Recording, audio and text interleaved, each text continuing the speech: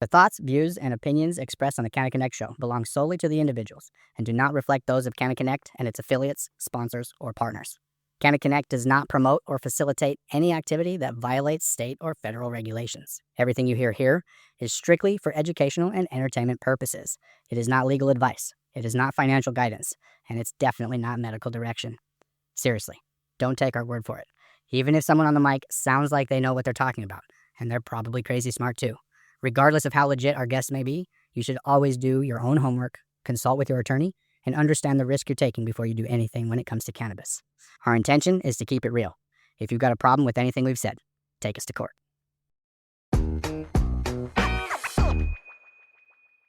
Welcome back to the Canna Connect Show. I'm your host, Steven Eigenman. We are live from Lucky Leaf Day 2. That's right. Black hoodie this time. Green hoodie was so yesterday. We are here with our new friend, Nate Geary from Range Marketing. And I've got a lot that I want to ask Nate about. But Nate, first off, just thanks for being here. My pleasure. This has been an awesome show. I think a little of everybody here is pretty exhausted after the last 24 hours or so. But yeah, this has been an awesome show. I'm just happy to be here. And you flew in from Buffalo, New York? Yeah. Okay. Yeah. So I came to the only city colder than Buffalo that I could find on the map. So I love how the optimism yesterday, it was in the morning, it was so warm. Yes. And by 5 o'clock, we're back in the teens. We're back in the teens. Yeah. But, here's the thing I love about Minnesota. It's like Buffalo. It's like you see people, the regulars, the locals, they're wearing shorts and a hoodie, and it's 18 degrees. That's my kind of people. So you know it. You already know it. Yeah. And we spoke last week a little bit, and we talked about Buffalo and Minneapolis and the weather, right? We're connected by that. Some of the storms that we've dealt with over the last few years. Off camera, we've got Spencer, who lives in Two Harbors, Minnesota, which is even north of Duluth.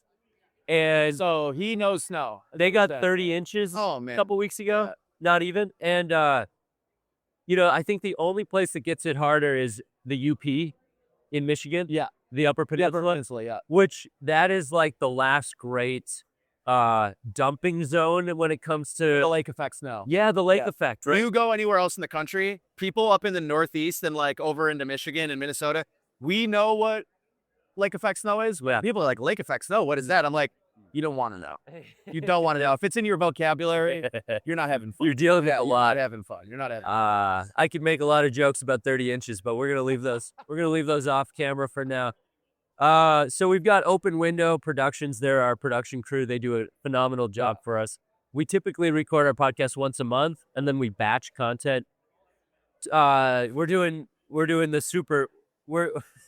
We've combined Open Window Productions with Super Booth, and we're just doing 10 interviews Saturday, Sending them. 10 interviews Friday. We've got enough content to get us into May. Love that. Hopefully the snow will be gone by then. I was going to say, I mean, you're going to need content to get through the snowy season. They're all a little seasonally depressed at this point. So. In Buffalo, do you guys get like the April snowstorm that just completely... Yeah, we call that fake spring 3. So there's 3 separate fake springs. The first time it's turned 70 degrees, which is going to be next week in Buffalo. And you're like, oh, it's spring. And then no. And then, oh, it's spring. No. And then you get at this point, most people in Buffalo, we have a wanted dead or alive for Punxsutawney Phil. So that gopher is going to die by my hands one year. And I'm going to be a hero in the Northeast. So it's like the Clue board game. Like you kill him in the library where he lives. Yes. And then somebody's got it's like the old shark pictures, when they spear a shark in the ocean and then they pose for pictures. That's what it'll be. Someone will be posing with Punxsutawney Phil. I used to work with a guy from Punxsutawney, and he was an interesting cat. I imagine. I don't know that I've ever met anybody from Punxsutawney. And they really take that history. That's what they're known for. They've got. It's like the Little League World Series. Like that's the only thing. Did you ever hear about the New York City drama with Mayor de Blasio? No. He accidentally dropped the gopher and actually ended up dying 2 days later. Wow. There's a huge scandal with Mayor de Blasio in New York for killing the gopher or whatever you want to. So I got a question. You're in Buffalo. Yeah. What is your relation to not Mayor de Blasio, but like New York City? Yes, the Mecca that is. It's funny because people say New York and their first thought is downstate. Yeah. Right? Long Island, the boroughs. And then we have what we call rest of the state, right? So the North Country, which is really we don't call ourselves upstate. We're Western New York and Buffalo. Western New York. Western New York, you got Buffalo, Rochester, Syracuse, Binghamton, Albany. All within a relative. I mean, Rochester is an hour and a half. Yep. Syracuse is 2 hours. Albany's 4. Yep. Okay. And New York 6. And the capital is Albany. Yep. Right. Yeah. So most people, when they talk about New York, they're talking about New York City. Yeah. I think especially just from the cannabis market perspective, there's a part of the state that I think is largely ignored. Right. Which is the Buffalo market. And Buffalo is the second largest city in the state. Rochester's 3 and Syracuse is 4, I believe. But like each of those markets, I mean, Buffalo's got 65 licenses. Rochester's got 40-ish licenses. Syracuse has got another 40. Wow. And all of a sudden you're like, wow, well, then Brooklyn's got 50 by itself, so the vastness of the state, and the difference, it's culturally very different from the western part of the state compared to downstate. So Yeah.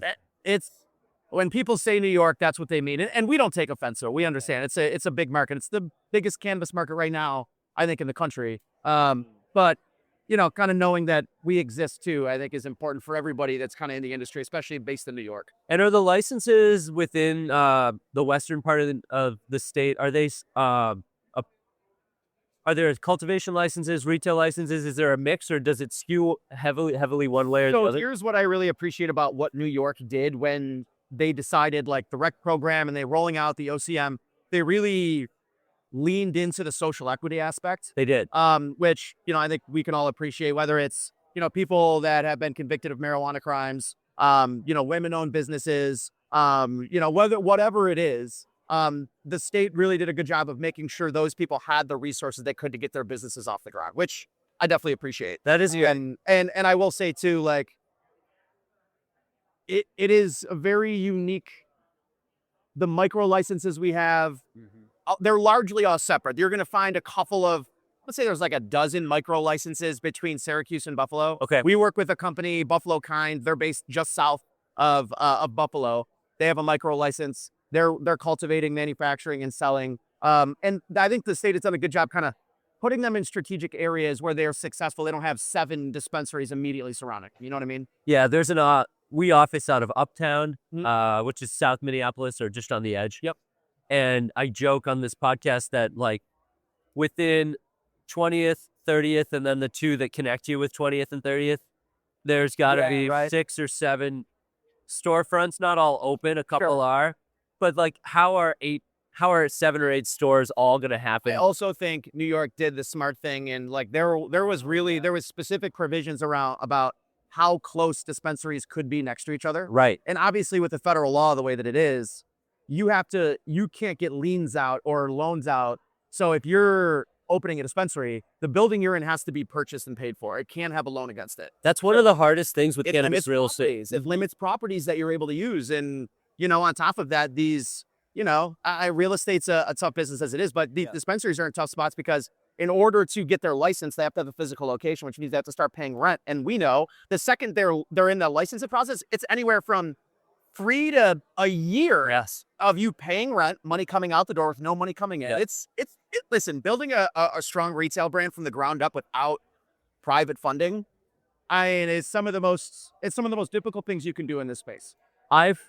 From my perspective, that is the worst part of the New York cannabis industry on the retail side. Was the reason that was because folks had to start paying rent in order right away.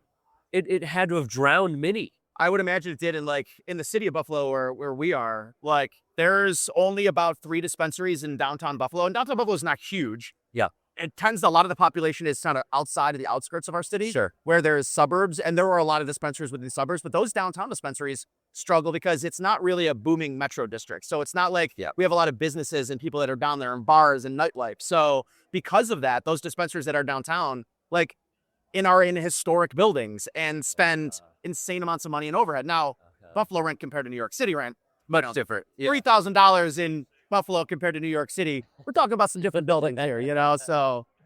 No matter, okay, well, actually, I don't know that to be true. So, you and I spoke last week. You gave me a high-level overview of how you help on the marketing side with dispensaries. And do you look at the packages and the services that you offer based on just license type? Yep. Is that a fair? Is that a Yeah, fair? so I guess really how we look at it from the perspective of what size is your market. Right. And that's really for us, it's like a Buffalo dispensary doesn't have the same needs as a Brooklyn dispensary. Okay. And on top of that, if you just look at like a competition profile for a Brooklyn dispensary is they've got 5 dispensaries within a 3 square mile radius of the dispensary. In Buffalo, you might have 1 or 2 competitors in a 10-mile radius. Yeah. And so they don't need as much or have to spend as much as somebody in Brooklyn does to be relevant, to create more visibility for their business, to engage more consumers on the products that they're selling. So for us, it's really about, hey, I want to have partners that are with us for 5, 6, 7 years. I have a partner that has been with us in our company in San Francisco for over a decade. And so when you're doing right by clients and making sure that they're paying appropriate amounts, Yes. and not just a one size fits all, Yes. I do think it sets us up for success to have customers and partners that are, here for 5, 6, 7 years. Internally, how do you describe that? Do you talk about like custom fitting it based on market size? And competition level and the sophistication of each given store. Yeah. You could come into a store and it's like, hey, I'm the owner and I'm the bud tender. I'm running the business. I don't have a marketing team. Nope. That's going to have a very different look, feel, vibe than, the Curaleaf, who has designed, they've got a marketing manager in each market. Each store has its own dedicated marketing team. So those teams tend to get a very different level of service than the guy that maybe only wants to meet us with once a quarter just to know that, hey, what the money I'm spending, it's working, it's driving revenue, and I'm getting return on investment. Yeah. And I think that's the biggest difference. So it's understanding that each retailer is going to have a different level of sophistication and understanding and knowledge of marketing and how they're using it and deploying it. But then also like, do those stores, how much they need in order to be successful. So I think when you marry those two things, you can find value where you need to find it in order to make it worthwhile for dispensaries to, spend their money. Great. And where do you like to start the conversation when you're approaching or new clients or prospects are approaching you? So I'm a pain point sales guy, right? I want to know about your business, but I think salespeople probably don't listen enough. So I do try to spend the first 10 or 15 minutes of each of my demos, each of my calls. I want to listen. I want to learn. What have your experiences been in other businesses with search engine optimization? Because listen, what we do in marketing, a lot of people have bad experiences, right? And so part of my job is to overcome the bad experiences people have had and show you, hey, I have proof of concept, but also I'm going to put skin in the game. We offer all of our clients a free website when they enroll with our monthly marketing services. Wow. That's our way of saying, I'm not asking you to trust me. I'm saying I'm going to put something of value up front to put skin in the game so that if you leave, if I don't make money and you don't make money, then there are no winners in a bad relationship. And I view marketing has largely been, and why sometimes there's bad, experiences and I think bad reputation is, one company always ends up winning and it's hardly ever the company that's spending money, right? It's always the company getting the money. So for us, it's like we kind of want to kibosh that whole idea, flip it on its head and say, I want to offer something of value to you because you're trusting me with your business and your livelihood. So I do think that's sort of changed the dynamic and the narrative a little bit about what we do. Amazing. And I think something that stood out to me when I was learning more about range marketing was the low price point, entry level price point for, as we've talked about, the smaller option. Yeah. And it's really,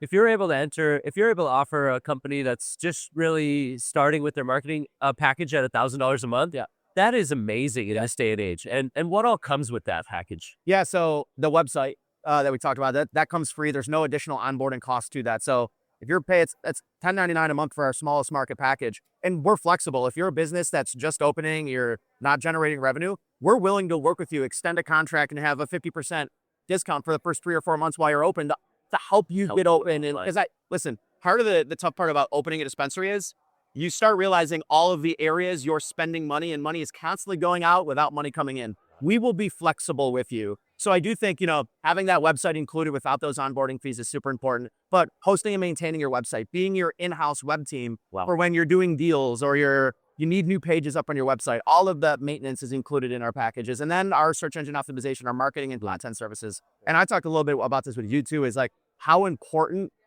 understanding how these language learning models, the AIs, the ChatGPTs, the Claudes of the world are pulling content out of the internet in order to provide results or answers to people asking questions on ChatGPT. they're pulling content off our websites, our clients' websites. So Yeah. understanding that what we're doing is not just to make sure somebody that's searching for a product or a service near them in your website and business comes up, but also, does your business show up when people are looking on ChatGPT or any of these other AI models? Well, and interestingly, I was talking to a sponsor, someone in our network last night, sitting with them at Earl Giles, and hearing that they're starting to rank better on AI search, and they're not showing up as well on traditional Google search. And I was like, wow, that's interesting. And he's just launched a new website for his insurance services. And I just kind of, without knowing much, I was wondering in my head, well, is that part of like, in a way, is it recency bias as far as like the scraping is going, where, you know, more, how does that work? It's funny because I think largely we don't know a lot about AI right now. And I don't know when we all will, but I do find I wasn't sure when, you know, ChatGPT really coming out. It's like, okay, well, people are using it as a search engine. And so because they're using it in ask and answer, we have to build content. We have to build your Google business profile. There are opportunities, your FAQs. These things become more and more important because if you can tailor your content in the ask and answer sort of realm, that is how you're asking ChatGPT a question. Well, where is it sourcing its information and its answer from? The internet. And if we can have our clients be the educational force behind those scraping information and behind the sort of execution of information across those realms, that's where I think where we can win. And we have clients that, you know, what are the best, you know, gummies for sleep in New Jersey? Well, if you're looking for that in ChatGPT, not only you're going to get the answer from ChatGPT, but you're going to get a link directly to my client's website where they can get those edibles. Where they source the information. Exactly, and that's where they're sourcing the information. So it's amazing. It's a brave new world out there in AI. So I mean, FAQ, ask and answer. I'm not familiar with that term, but it comes down to education. Yes. So continuing to prioritize educational content. I mean, I don't know if this comes up for you as much as, but like, I almost roll my eyes when a potential customer comes to me and says, I don't want content. No, we want to do educational events. Sure. Oh, okay. Who the fuck does it? Yes. You know, we all want it's the same table thing. stakes. Yes. It's table stakes. So I always find it funny because like clients are always like, well, I want my clients to get on our website. I just want them to shop. And I'm like, I get it. But if they can't find you, what does it matter? I had a great, like when I first got in the industry, I went to a show, a Google show. And one of the guys started, it was the corniest joke I've ever heard, but it's funny. And it's the best place to hide a dead body is on page 2 of Google. Because if somebody can't find you, it doesn't matter how easy it is to buy a product on your website if no one's visiting your website. Oh man, that hits home. All right, so I mean, let's just run through best practices, dispensaries. You know, we got a handful. There's more and more opening up every week. What is encouraged thing you would recommend, and what is something you would not recommend?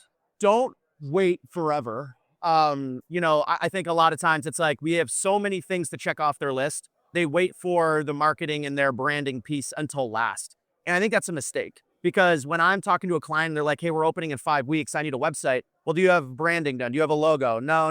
Well, that kind of stuff I think you need to take care of as soon as possible so that it gives your web company that's building your website and building your brand presence and your online presence an opportunity to build it before you open. Because if you're waiting till you're open to launch a website, even if it's just a temporary landing page where people can sign up, you're missing opportunities to start collecting people's phone numbers, email addresses, and those retargeting campaigns don't have to start when your store opens. They can start before, and you want to tell them, hey, here's when our store is opening. Here's our soft launch. Here's a deal for you and your friends and family to come in, have an experience with us. And that's how you're going to create those meaningful experiences before your store even opens. So not waiting and getting in before and not trying to shotgun a website up live right the day before you open, I think is a hugely important thing. So it's almost the same answer for both is don't wait, but make sure you have something up that can start being a benefit to you and your business and collecting. Guys, data and client information is better than cash. It's better than gold. The more information you have about your customers, the more you know about them, the more you can provide information that's relevant to them and get them back in your stores. Okay. And Range Marketing is not afraid to use AI inside of their company, inside of your company. However, you have to be careful in just generating AI content 100%. and spinning up a blog. People inherently don't read website content. a lot of the content, all of us, anybody in the marketing space building is for Google. But I think there is such a fine line between, I said this to like AI slop. AI slop. And Canna Connect does not authorize, does not co-sign. Fuck AI slop. No AI If slop. you're using AI slop, I'm not liking it. We don't fuck with you if you're using AI slop. So it's that healthy balance between AI generated content, but also having that human touch. And I think the companies that will win are the ones that are still leaning on human equity, human sweat. Because I do think that at the end of the day, that's where, especially in this whole evolution of where AI is going, I think everyone's just assuming AI is going to take their job or going to take this and make everything easy. While that can be true, we want to make sure that human touch is still always apparent, even if the consumer isn't necessarily reading that content. We like to say that business to business is still human to human. That's exactly right. That's exactly right. So if folks want to get in touch with you, they're in the Minnesota market. Hey, maybe they're watching this. Maybe they enjoyed the New York City market and the Buffalo content that we talked about. Like, what is the easiest and best way to get in touch with Range Marketing? Rangemarketing.com is our website. We've got every page as a different form for you to fill out and schedule a demo with myself or one of our sales teams. We are at pretty much every industry show. We try to make our presence felt, get our faces out there, shake the hands, kiss the babies. But rangemarketing.com.